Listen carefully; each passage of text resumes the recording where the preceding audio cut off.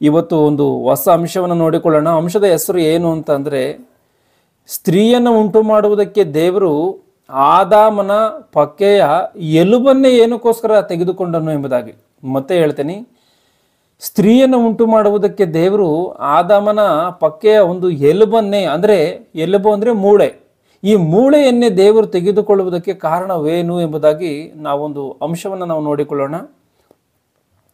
ಇಲ್ಲಿ ಇವತ್ತಿನ ಒಂದು ವಾಸ್ತವವಾದಂಥ ಪ್ರಪಂಚವನ್ನು ನೋಡುವಂಥದ್ದಾದರೆ, ಈ ಒಂದು ಮನುಷ್ಯರೆಲ್ಲರಿಗೂ ಕೂಡ ಅನಾರೋಗ್ಯ ಎನ್ನುವಂಥದ್ದು ಬರುತ್ತಾ ಅಂದರೆ ಕಾಯಮಾಗಿ ಬಂದೇ ಬರುತ್ತೆ. ಆತನು ಭಕ್ತನಾಗಿರ್ಬೋದು, ಭಕ್ತಹೀನನಾಗಿರ್ಬೋದು. ಇದನ್ನು ಜಾಗ್ರತೆಯಿಂದ ಗಮನಿಸಬೇಕು ಇದನ್ನು ನೀವು. ಯಾಕೆಂದರೆ ನಾವು ಕ್ರಿಸ್ತನನ್ನು ನಂಬಿಕೊಂಡಂಥ ಮಾತ್ರಕ್ಕೆ ಯಾವ ರೋಗವೂ ಬರಲ್ಲ, ಯಾವ ಕಷ್ಟಗಳು ಬರಲ್ಲ, ಯಾವ ಕಾರ್ಪಣ್ಯಗಳು ಬರಲ್ಲ, ನಾವಿನ್ ಯಾವ ಕಷ್ಟಗಳಿಗೆ ಗುರಿ ಆಗದೇ ಇಲ್ಲ ಎಂಬುದಾಗಿ ಅಮಾಯಕ ಕ್ರೈಸ್ತರು ಹೊಂದಿಕೊಂಡಿದ್ದಾರೆ. ಅದಕ್ಕೋಸ್ಕರವೇ ಈ ಮಾತನ್ನು ಹೇಳ್ತಾ ಇದ್ದೀನಿ.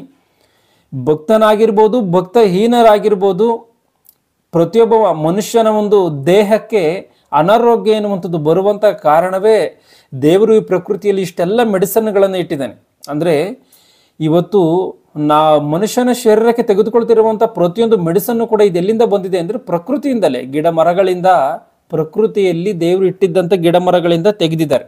ಅಂದರೆ ದೇವರು ಏನಕ್ಕೋಸ್ಕರ ಇದನ್ನು ಹುಟ್ಟಿಸಿದಾನೆ, ಏನಕ್ಕೋಸ್ಕರ ಇವುಗಳನ್ನು, ಈ ಔಷಧಿಗಳನ್ನು ಪ್ರಕೃತಿಯಲ್ಲಿ ಇಟ್ಟಿದ್ದಾನೆ ಅಂದರೆ ಮುಂದೆ ಮನುಷ್ಯನ ಆರೋಗ್ಯದಲ್ಲಿ, ಅಂದರೆ ಮನುಷ್ಯನ ಶರೀರದಲ್ಲಿ ಆಗುವಂಥ ಏರುಪೇರುಗಳಿಗೋಸ್ಕರ ಇಟ್ಟಿದ್ದಾನೆ. ಅದರಂತೆಯೇ ಇವತ್ತು ಈ ವಿಜ್ಞಾನ ಎನ್ನುವಂಥದ್ದು ಹಲವಾರು ಪರಿಶೋಧನೆಗಳನ್ನು ಮಾಡಿ ಮನುಷ್ಯನಿಗೆ ಬರುವಂಥ ಎಷ್ಟೋ ಅನಾರೋಗ್ಯಗಳಿಗೆ, ರೋಗಗಳಿಗೆ ಆ ಒಂದು ಔಷಧಗಳನ್ನು ಕಂಡುಹಿಡಿದಿದ್ದಾರೆ. ಮತ್ತು ಔಷಧಗಳನ್ನು ಕಂಡುಹಿಡಿದಿದ್ದಲ್ಲದೇನೆ ಎಷ್ಟೋ ವಿಧವಾದಂಥ ಒಂದು ದೊಡ್ಡ ರೀತಿಯಲ್ಲಿ ಕೆಲಸಗಳನ್ನು ಕೂಡ ಮಾಡಿದ್ದಾರೆ. ಅಂದರೆ ಒಂದು ಸಮಯದಲ್ಲಿ ನೋಡುವಾಗ ಇಲ್ಲದೇ ಇರುವಂಥ ಮೆಡಿಸನ್ಗಳು ಇವತ್ತು ಎಷ್ಟೋ ರೋಗಗಳಿಗೆ ಬಂದಿದೆ. ಕೆಲವೊಂದು ರೋಗಗಳಿಗೆ ಮಾತ್ರವೇ ಮೆಡಿಸನನ್ನು ಕಂಡುಹಿಡಿದಿಲ್ಲ, ಆದರೆ ಎಷ್ಟೋ ರೋಗಗಳಿಗೆ ಮೆಡಿಸನನ್ನು ಕಂಡುಹಿಡಿದು ಹೊಸ ಹೊಸ ರೆಕಾರ್ಡ್ಗಳನ್ನು ಈ ಒಂದು ವೈದ್ಯ ರಂಗ ಎನ್ನುವಂಥದ್ದು ಮಾಡಿರುವಂಥದ್ದು ನಮ್ಮೆಲ್ಲರಿಗೂ ಕೂಡ ಸ್ಪಷ್ಟವಾಗಿ ಗೊತ್ತಿದೆ. ಆದರೆ ಇಂತಹ ಒಂದು ವೈದ್ಯಶಾಸ್ತ್ರವು ಹುಟ್ಟಿ ಎಷ್ಟೋ ಚಿಕಿತ್ಸೆಗಳನ್ನು ಕಂಡುಹಿಡಿದಕ್ಕಿಂತ ಮೊದಲನೇ ಸೃಷ್ಟಿಕರ್ತನಾದಂಥ ದೇವರು ಸಾವಿರಾರು ವರ್ಷಗಳ ಹಿಂದೆ ವೈದ್ಯ ಕ್ಷೇತ್ರವೇ ಆಶ್ಚರ್ಯ ಪಡುವಂತಹ ಒಂದು ಸಂಗತಿಗಳನ್ನು ದೇವರು ಬೈಬಲ್ನಲ್ಲಿ ಬರೆಸಿಕೊಟ್ಟಿದ್ದಾನೆ. ನಾವು ಏನು ಅಂದ್ಕೊಳ್ತಾ ಇದ್ದೀವಿ ಅಂತಂದರೆ, ಈ ಒಂದು ಅಂದರೆ ಮೆಡಿಷನ್ಗಳ ವಿಷಯದಲ್ಲಿ, ಔಷಧಗಳ ವಿಷಯದಲ್ಲಿ ದೇವರು ಬೈಬಲಲ್ಲಿ ಬರೆಸಿದ್ದಾನೆ ಎನ್ನುವಂಥ ಜ್ಞಾನವನ್ನು ನಾವು ಅರ್ಥ ಮಾಡಿಕೊಳ್ಳಲಾಗದೆ ಮೂರ್ಖರ ರೀತಿಯಲ್ಲಿ ನಾವೇನು ಮಾತಾಡ್ತಾ ಇದ್ದೀವಿ ಅಂದರೆ, ಪ್ರಾರ್ಥನೆ ಮಾಡಿದ್ರೆ ರೋಗ ಹೋಗುತ್ತೆ, ಪ್ರಾರ್ಥನೆ ಮಾಡಿದ್ರೆ ಅದಾಗುತ್ತೆ, ಪ್ರಾರ್ಥನೆ ಮಾಡಿದ್ರೆ ಇದಾಗುತ್ತೆ ಎಂಬುದಾಗಿ ಈಗಿನ ಕಾಲಕ್ಕೆ ನಾವು ಹೇಳ್ತಾ ಇದ್ದೀವಿ. ಈಗಿನ ಕಾಲಕ್ಕೆ ಆ ರೀತಿಯಾಗಿ ಹೇಳುವಂಥದ್ದು ತಪ್ಪು. ಒಂದು ಸಮಯದಲ್ಲಿ ಇಲ್ಲದೇ ಇರುವಂಥ ಸಮಯದಲ್ಲಿ ದೇವರ ಸಹಾಯವೇ ಬೇಕು. ಯಾಕೆಂದರೆ ಅವಾಗ ಇನ್ನೂ ಜ್ಞಾನ, ಅಂದರೆ ತಂತ್ರಜ್ಞಾನ ಎನ್ನುವಂಥದ್ದು ಬೆಳೆದಿಲ್ಲ ಆಗಿರುವಂಥ ಕಾರಣ ಒಂದು ಸಮಯದಲ್ಲಿ ನೋಡುವಾಗ ದೇವರ ಶಕ್ತಿ ಮಾತ್ರವೇ ಗುಣಪಡಿಸೋದಕ್ಕೆ ಸಾಧ್ಯವಾಗಿತ್ತು. ಆ ಒಂದು ಸಮಯದಲ್ಲಿ ಪ್ರಾರ್ಥನೆ ಮಾಡಿದ್ರೆ ಅದಕ್ಕೊಂದು ಅರ್ಥ ಇದೆ. ಆದರೆ ಇವತ್ತಿಗೆ ದೇವರೇನು ಮಾಡಿದ್ದಾನೆ ಅಂದರೆ, ನಾವು ಆ ತಿಮೋತಿನ ಗ್ರಂಥದಲ್ಲಿ ಪೌಲನು ತಿಮೋತಿಗೆ ಹೇಳ್ತಾ, ನಿನ್ನ ಅಜೀರ್ಣದ ಅಸ್ವಸ್ಥತೆಯ ಪರಿಹಾರಕ್ಕಾಗಿ ನೀನು ಉಂಟಾಗುವಂಥ ಆ ಒಂದು ರೋಗ ಹುಷಾರಾಗೋದಕ್ಕೋಸ್ಕರ ನೀನು ಸ್ವಲ್ಪ ದ್ರಾಕ್ಷಾರಸವನ್ನು ತೆಗೆದುಕೋ ಎಂಬುದಾಗಿ ಔಷಧಿಯನ್ನು ಹೇಳುವಂಥದ್ದು 5ನೇ 23ನೇ ವಚನದಲ್ಲಿ ಸ್ಪಷ್ಟವಾಗಿ ಕಾಣುತ್ತೆ. ಅಂದರೆ ಒಂದು ಸಮಯದಲ್ಲಿ ವಾಸಿ ಮಾಡಿರುವಂಥದ್ದು ಬೈಬಲಲ್ಲಿ ಕಾಣುತ್ತೆ, ಇನ್ನೊಂದು ಸಮಯದಲ್ಲಿ ಬಂದಾಗ ಕಾಲಕ್ರಮೇಣವಾಗಿ ಔಷಧವನ್ನು ಹೇಳಿರುವಂಥದ್ದು ಕೂಡ ಬೈಬಲಲ್ಲಿ ಸ್ಪಷ್ಟವಾಗಿ ಗೊತ್ತಾಗುತ್ತೆ. ಈ ಒಂದು ಮಾತನ್ನು ನಾವು ಗಮನಿಸದೆ ಇವತ್ತಿಗೆ ನಾವು ಇದೇ ಏನೋ ಒಂದು ವೇಳೆ ನಿಜವೇನೋ ಅಂದುಕೊಂಡು ಬೈಬಲಲ್ಲಿ ಯಾವುದೋ ಒಂದು ಮಾತನ್ನು ಓದ್ಬಿಟ್ಟು ದೇವರೇ ನನ್ನನ್ನು ಗುಣಪಡಿಸು ಎಂಬುದಾಗಿ ಇವತ್ತು ಮೂರ್ಖರ ರೀತಿಯಲ್ಲಿ ಪ್ರಾರ್ಥನೆಯನ್ನೇ ಮಾಡಿಕೊಂಡು ಕುಳಿತುಕೊಳ್ಳುವಂಥದ್ದು ತಪ್ಪು. ಅಂದರೆ ಪ್ರಾರ್ಥನೆ ಮಾಡಬಾರ್ದು ಅಂತ ನಾನು ಹೇಳ್ತಾ ಇಲ್ಲ, ಪ್ರಾರ್ಥನೆಯನ್ನು ಮಾಡಬೇಕು, ದೇವರ ಜೊತೆಯಲ್ಲಿ ಸಂಬಂಧವನ್ನು ಇಟ್ಕೋಬೇಕು, ಆದರೆ ದೇವರ ಸಹಾಯವನ್ನು ಕೇಳಬೇಕು. ಅದರಂತೆಯೇ ಈ ಪ್ರಕೃತಿಯಲ್ಲಿ ದೇವರಿಟ್ಟಿರುವಂಥ ಮೆಡಿಸನ್ ತೆಗೆದುಕೊಂಡು ಶರೀರವನ್ನು ಸ್ವಸ್ಥಪಡಿಸ್ಕೊಂಡು ಈ ಒಂದು ಶರೀರವನ್ನು ದೇವರ ಕೆಲಸಕ್ಕೋಸ್ಕರ ತೊಡಗಿಸ್ಬೇಕು. ಇವತ್ತು ನಾವು ಆಲೋಚನೆ ಮಾಡಿ ಕಲ್ತ್ಕೊಳ್ಳುವಂಥ ಪಾಠ ಇದೇನೇನೆ. ಅಂದರೆ ದೇವರು ಏನಕ್ಕೋಸ್ಕರ ಮೂಳೆಯನ್ನು ತೆಗೆದುಕೊಂಡ್ರು, ಆದಾಮನ ಪಕ್ಕೆಯಲ್ಲಿ ಎಲುಬನ್ನು ಏನಕ್ಕೋಸ್ಕರ ತೆಗೆದುಕೊಂಡ್ರು ಎಂಬುದಾಗಿ. ಇಂದಿನ ಸಮಾಜದಲ್ಲಿ ಮನುಷ್ಯರನ್ನು ಕಬಳಿಸ್ತಿರುವಂಥ ಅನೇಕ ರೋಗಗಳಿದೆ. ಅದರಲ್ಲಿ ಕೆಲವೊಂದು ಸ್ವಲ್ಪ ಯಾವ ರೀತಿಯಾಗಿ ಅಂದರೆ ದೊಡ್ಡ ರೀತಿಯಲ್ಲಿ ಮತ್ತೆ ಮನುಷ್ಯನ ಒಂದು ಜ್ಞಾನಕ್ಕೆ, ಮನುಷ್ಯನ ಒಂದು ಈ ಒಂದು ಏನು ಈ ಮನುಷ್ಯನು ಕಂಡುಕೊಂಡಿರುವಂಥ ಇವತ್ತಿನ ಒಂದು ವೈದ್ಯ ಕ್ಷೇತ್ರಕ್ಕೆ ಕೆಲವೊಂದು ರೋಗಗಳು ಸವಾಲಾಗಿರ್ತದೆ. ಅವುಗಳಿಗೆ ಮೆಡಿಸನ್ ಅನ್ನು ಇನ್ನೂ ಕಂಡುಕೊಳ್ಳುವಂಥ ಪ್ರಯತ್ನದಲ್ಲೇ ಇದ್ದಾರೆ. ಕೆಲವೊಂದು ಅದರಲ್ಲಿ ಯಾವುವು ಅಂತಂದ್ರೆ ಈ ರಕ್ತಕ್ಕೆ ಸಂಬಂಧಪಟ್ಟಿರುವಂಥ ರೋಗಗಳಿದೆ. ಈ ರಕ್ತಕ್ಕೆ ಸಂಬಂಧಪಟ್ಟಿರುವಂಥ ರೋಗಗಳು ಯಾವುವು ಅಂತಂದ್ರೆ ಥಲಸೆಮಿಯಾ ಎನ್ನುವಂಥ ರೋಗ ಆಗಿರ್ಬೋದು, ಲ್ಯುಕೇಮಿಯಾ ಎನ್ನುವಂಥ ರೋಗ ಆಗಿರ್ಬೋದು, ಅನಿಮಿಯಾ ಎನ್ನುವಂಥ ರೋಗಗಳಾಗಿರ್ಬೋದು. ಈ ರೋಗಗಳು ರಕ್ತಕ್ಕೆ ಸಂಬಂಧಪಟ್ಟಂಥ ರೋಗಗಳು. ಈ ರಕ್ತಕ್ಕೆ ಸಂಬಂಧಪಟ್ಟಂಥ ಈ ಒಂದು ರೋಗಗಳನ್ನ ಯಾವ ರೀತಿಯಾಗಿ ನಿವಾರಿಸಬೇಕು ಅಂತ ಹೇಳಿ ನೋಡುವಾಗ, ಒಂದು ಸಮಯದಲ್ಲಿ ಒಂದು ವ್ಯಕ್ತಿಗೆ ರಕ್ತದಲ್ಲಿ ಒಂದು ವೇಳೆ ಏನಾದ್ರೂ ಏರುಪೇರುಗಳಾಗಿ ರಕ್ತ ಎನ್ನುವಂಥದ್ದು ಕೆಟ್ಟು ಹೋಯ್ತು ಅಂದ್ಕೊಂಡ್ರೆ, ರಕ್ತವು ಮನುಷ್ಯನ ದೇಹದಲ್ಲಿ ಯಾವಾಗಲೂ ಶುದ್ಧವಾಗಿನೇ ಇರಬೇಕು. ಮನುಷ್ಯನ ದೇಹದಲ್ಲಿ ಒಂದು ವೇಳೆ ಇರುವಂಥ ರಕ್ತವು ಒಂದು ವೇಳೆ ಕಲುಷಿತವಾದರೆ ಮನುಷ್ಯನ ಪ್ರಾಣಕ್ಕೆ ಅಪಾಯ. ಈಗ ಕಲುಷಿತವಾಗಿರುವಂಥ ರಕ್ತವನ್ನು ಶುದ್ಧಿಪಡಿಸಬೇಕು ಅಂತಂದ್ರೆ ಇಲ್ಲ ಹೊಸ ರಕ್ತವನ್ನು ತೆಗೆದು ಹಾಕ್ಬೇಕು. ಅಂದ್ರೆ ಆ ರೋಗದಿಂದ ಕೂಡಿರುವಂಥ ರಕ್ತವನ್ನು ತೆಗೆದು ಹೊಸ ರಕ್ತವನ್ನು ಅವನ ದೇಹಕ್ಕೆ ಪ್ರವೇಶ ಪಡಿಸ್ಬೇಕು. ಇಲ್ಲದೆ ಇದ್ರೆ ಹೊಸ ರಕ್ತವೇ ಉತ್ಪತ್ತಿಯಾಗುವಂಥ ರೀತಿಯಲ್ಲಿ ಅದನ್ನ ರೆಡಿ ಮಾಡಬೇಕು. ಇದನ್ನು ಚೆನ್ನಾಗಿ ಅರ್ಥ ಮಾಡ್ಕೊಳ್ಬೇಕು. ಅಂದ್ರೆ ಎಲುಬಿನ ಮಜ್ಜೆಯನ್ನೇ ಮಾರ್ಪಡಿಸುವಂಥದ್ರ ಮೂಲಕವೇ ಪರಿಷ್ಕಾರವನ್ನ ಈ ಒಂದು ರೋಗಗಳಿಗೆ ತೋರಿಸ್ಬೇಕು. ಅಂದ್ರೆ ಈ ಮೂಳೆಯ ಅಂದ್ರೆ ಎಲುಬು ಏನಿದೆಯೋ, ಈ ಮೂಳೆ ಎನ್ನುವಂಥದ್ದು ಏನಿದೆಯೋ, ಈ ಮೂಳೆಯ ಒಳಗಡೆಗೆ ಮಜ್ಜೆ ಎಂಬುದಾಗಿ ನಾವು ನೋಡಿದ್ದೀವಿ. ಎಲ್ಲರಿಗೂ ಕೂಡ ನಮಗೆ ಗೊತ್ತಿದೆ. ಕೆಲವೊಂದು ಸಮಯಗಳಲ್ಲಿ ಈ ಒಂದು ಮೇಕೆಗಳಾಗಿರ್ಬೋದು, ಕುರಿಗಳಾಗಿರ್ಬೋದು, ಈ ಮಾಂಸವನ್ನ ಕತ್ತರಿಸಿದಂಥ ಸಮಯದಲ್ಲಿ ಅವುಗಳ ಎಲುಬಿನ ಒಳಗಡೆಗೆ ದೊಡ್ಡ ಮೂಳೆಯ ಒಳಗಡೆ ಇರುವಂಥ ಮೃದುವಾದ ಮತ್ತೆ ಬಹಳ ಮಟ್ಟಿಗೆ ಸ್ಮೂತ್ ಆಗಿರುವಂಥ ಒಂದು ಅಂಶ ಇರುತ್ತೆ. ಅದೇ ಮಜ್ಜೆ. ಅಂದ್ರೆ ಅದೇನ್ ಕೆಲಸ ಮಾಡುತ್ತೆ ಅಂತ ಹೇಳಿ ನೋಡುವಾಗ, ಅದು ರಕ್ತವನ್ನ ಉತ್ಪತ್ತಿ ಮಾಡುವಂತ ಒಂದು ಪ್ರಕ್ರಿಯೆ. ಅಂದ್ರೆ ರಕ್ತವನ್ನು ಉತ್ಪತ್ತಿ ಎಲ್ಲಾಗುತ್ತೆ ಅಂದ್ರೆ ಅಲ್ಲೇ ಆಗುತ್ತೆ. ಇಲ್ಲಿ ನಾವು ಒಂದು ವಾಕ್ಯವನ್ನು ಬೈಬಲ್ನಲ್ಲಿ ಗಮನಿಸಬೇಕು. ಆದಿಕಾಂಡ ಗ್ರಂಥ 9ನೇ ಅಧ್ಯಾಯ 4ನೇ ವಚನವನ್ನು ಓದಿ.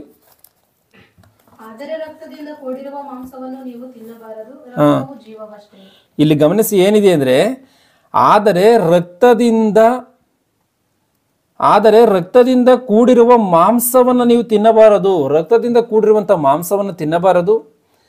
ರಕ್ತವು ಜೀವವಷ್ಟೇ ಎಂಬುದಾಗಿದೆ. ಅಂದರೆ ರಕ್ತ ಜೀವ ಎಂಬುದಾಗಿ ಹೇಳ್ತಾ ಇದೆ. ಅಂದರೆ ಮನುಷ್ಯನ ಶರೀರಕ್ಕೆ ಜೀವ ರಕ್ತವ ಅಂತ ನೋಡುವಾಗ ರಕ್ತವೇ, ರಕ್ತ ಜೀವ ಎಂಬುದಾಗಿ ಹೇಳುತ್ತೆ. ಅಂದ್ರೆ ಈ ಜೀವ ಎನ್ನುವಂಥದ್ದು, ಈ ರಕ್ತ ಎನ್ನುವಂಥದ್ದು ಎಲ್ಲಿ ಉತ್ಪತ್ತಿ ಆಗುತ್ತೆ ಅಂತ ಹೇಳಿ ನೋಡುವಾಗ, ಈ ಒಂದು ಮಜ್ಜೆಯಲ್ಲಿ ಉತ್ಪತ್ತಿ ಆಗುತ್ತೆ ಎನ್ನುವಂಥದ್ದನ್ನ ನಾವು ಚೆನ್ನಾಗಿ ಅರ್ಥ ಮಾಡ್ಕೊಳ್ಬೇಕು. ಅಂದ್ರೆ ಎಲುಬಿನಲ್ಲಿರುವಂಥ ಈ ಒಂದು ಮಜ್ಜೆಯಲ್ಲಿ ಕೆಂಪು ರಕ್ತ ಕಣಗಳು ಉತ್ಪತ್ತಿ ಆಗ್ತತೆ ಎನ್ನುವಂಥದ್ದನ್ನ ಖಚಿತವಾಗಿ ಅರ್ಥ ಮಾಡ್ಕೋಬೇಕು. ಇನ್ನು ಸಮಾಜದಲ್ಲಿ ಎಷ್ಟೋ ಮಂದಿಗೆ ಅತ್ಯವಶ್ಯಕವಾಗಿ ಒಂದು ಶಕ್ತಿಯುತವಾದಂಥ ಅಸ್ಥಿಮಜ್ಜೆಗೋಸ್ಕರ ಬೈಬಲ್ನಲ್ಲಿ ಸಾವಿರಾರು ವರ್ಷಗಳ ಹಿಂದೆಯೇ ಬರೆಯಲ್ಪಟ್ಟಂಥ ಮಾತುಗಳನ್ನು ನಾವು ನೋಡುವಂಥದ್ದಾದರೆ, ಆದಿಕಾಂಡ ಗ್ರಂಥ 2ನೇ ಅಧ್ಯಾಯ 7ನೇ ವಚನವನ್ನು ಗಮನಿಸಿ. ಆದಿಕಾಂಡ ಪುಸ್ತಕ 2ನೇ ಅಧ್ಯಾಯ 7ನೇ ವಚನವನ್ನು. ಹೀಗಿರಲು ಯೆಹೋವ ದೇವರು ನೆಲದ ಮಣ್ಣಿನಿಂದ ಮನುಷ್ಯನನ್ನು ರೂಪಿಸಿ ಅವನ ಮೂಗಿನಲ್ಲಿ ಜೀವಶ್ವಾಸವನ್ನು ಊದಿದನು. ಆಗ ಮನುಷ್ಯನು ಬದುಕುವ ಪ್ರಾಣಿಯಾದನು. ಇದಲ್ಲದೆ ಸಾಕು. ಇಲ್ಲಿ ನೋಡಿ, ಈಗಿರಲು ಯೆಹೋವ ದೇವರು ನೆಲದ ಮಣ್ಣಿನಿಂದ ಮನುಷ್ಯನನ್ನು ರೂಪಿಸಿ ಅವನ ಮೂಗಿನಲ್ಲಿ ಜೀವಶ್ವಾಸವನ್ನು ಊದಿದನು. ಆಗ ಮನುಷ್ಯನು ಬದುಕುವ ಪ್ರಾಣಿಯಾದನು. ಅಂದ್ರೆ ನೆಲದ ಮಣ್ಣಿನಿಂದ ಮನುಷ್ಯನನ್ನು ರೂಪಿಸಿ ಅವನ ಮೂಗಿನಲ್ಲಿ ಜೀವಶ್ವಾಸವನ್ನು ಊದಿದನು, ಆಗ ಮನುಷ್ಯನು ಬದುಕುವ ಪ್ರಾಣಿಯಾದನು ಎಂಬುದಾಗಿ ಇಲ್ಲಿ ಸ್ಪಷ್ಟವಾಗಿ ದೇವರು ಬೈಬಲಲ್ಲಿ ಬರೆಸಿರುವಂಥದ್ದು ಕಾಣುತ್ತೆ. ಇಲ್ಲಿ ದೇವರ ಆದಾಮನನ್ನು ತಯಾರಿಸುವಂಥ ವಿಧಾನವನ್ನು ಈ ಒಂದು ಮಾತಿನಲ್ಲಿ ನಾವು ನೋಡ್ಕೊಂಡಿದ್ದೀವಿ.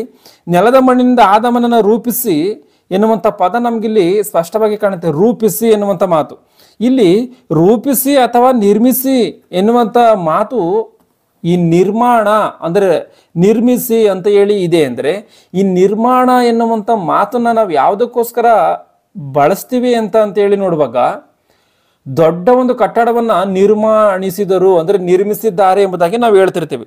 ಆ ರೀತಿಯಾಗಿ ದೇವರು ಇಲ್ಲಿ ನಿರ್ಮಾಣ ಎನ್ನುವಂಥ ಒಂದು ಆ ಒಂದು ಭಾವದಲ್ಲಿ ಮಾತಾಡ್ತಾ ಇದ್ದಾರೆ. ಅಂದರೆ ಮನುಷ್ಯನ ಶರೀರ ಎನ್ನುವಂಥದ್ದು ಅಷ್ಟು ಅಮೋಘವಾದಂಥದ್ದು, ಅಷ್ಟು ಅದ್ಭುತವಾದಂಥದ್ದು, ಅಷ್ಟು ಶ್ರೇಷ್ಠವಾಗಿರುವಂಥದ್ದು.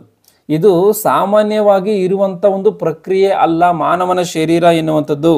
ಅಂದರೆ ನಿರ್ಮಾಣ ಅಂತಂದ್ರೆ ಅತಿ ದೊಡ್ಡ ಕಟ್ಟಡ ಅಂತೇಳಿ ನಾವು ಅರ್ಥ ಮಾಡಿಕೊಳ್ಬೇಕು. ಆ ರೀತಿಯಾಗಿನೇ ಮಾನವನ ಶರೀರವೂ ಕೂಡ ಒಂದು ಶ್ರೇಷ್ಠವಾಗಿ ಇರುವಂಥ, ಒಂದು ಅದ್ಭುತವಾಗಿ ಇರುವಂಥ ಒಂದು ನಿರ್ಮಾಣ, ಅಂದರೆ ದೇವರು ಮಾಡಿರುವಂಥ ಒಂದು ನಿರ್ಮಾಣ. ಇಲ್ಲಿ ನಿರ್ಜೀವವಾಗಿ ಇದ್ದಂಥ ಆದಾಮನ ಶರೀರ ಜೀವಶ್ವಾಸವನ್ನು ಊದಿದಂಥ ಸಮಯದಲ್ಲಿ ಅವನು ಮಾರ್ಪಾಟನ್ನು ಹೊಂದಿ ಬದುಕುವಂಥ ಪ್ರಾಣಿಯಾಗಿದ್ದಾನೆ ಎನ್ನುವಂಥದ್ದು ಸ್ಪಷ್ಟವಾಗಿ ಗೊತ್ತಾಗುತ್ತೆ. ಆದ್ದರಿಂದ ಜೀವವನ್ನು ಊದಿದಂಥ ತಂದೆ ಜೀವವಾಗಿ ಇದ್ದಾನೆ. ಯಾವಾಗ ಜೀವಶ್ವಾಸವನ್ನು ಊದಿದ್ನೋ ಅವಾಗ ಬದುಕುವಂಥ ಪ್ರಾಣಿಯಾಗಿದ್ದಾನೆ. ಅಂದರೆ ಏನರ್ಥ? ಜೀವ ಯಾರಲ್ಲಿ ಇದೆ? ದೇವರಲ್ಲಿ ಇದೆ. ಅಂದರೆ ದೇವರಲ್ಲಿದ್ದಂಥ ಆ ಒಂದು ಜೀವ ಆದಿ ಅಂತ್ಯವೂ ಇಲ್ಲದೆ ಇರುವಾಗಿರುವಂಥ, ಆದಿ ಅಂತ್ಯವೂ ಇಲ್ಲದೆ ಇರುವಂಥ ಆ ಒಂದು ಜೀವವಾಗಿರುವಂಥ ಆ ದೇವರು, ಇಲ್ಲಿ ದೇವರು ಜೀವವಾಗಿ ಇದ್ದಂಥ ಕಾರಣ ಆತನಲ್ಲಿದ್ದಂಥ ಜೀವವನ್ನು ದೇವರು ಆದಾಮನ ಮೂಗಿನಲ್ಲಿ ಊದಿದ್ದಾನೆ. ಅಂದರೆ ಜೀವಶ್ವಾಸವನ್ನು ಊದಿದಂಥ ಸಮಯದಲ್ಲಿ ಆದಾಮನು ಬದುಕುವಂಥ ಪ್ರಾಣಿ ಆದನು ಎಂಬುದಾಗಿ ಸ್ಪಷ್ಟವಾಗಿ ಬೈಬಲಲ್ಲಿ ಕಾಣುತ್ತೆ.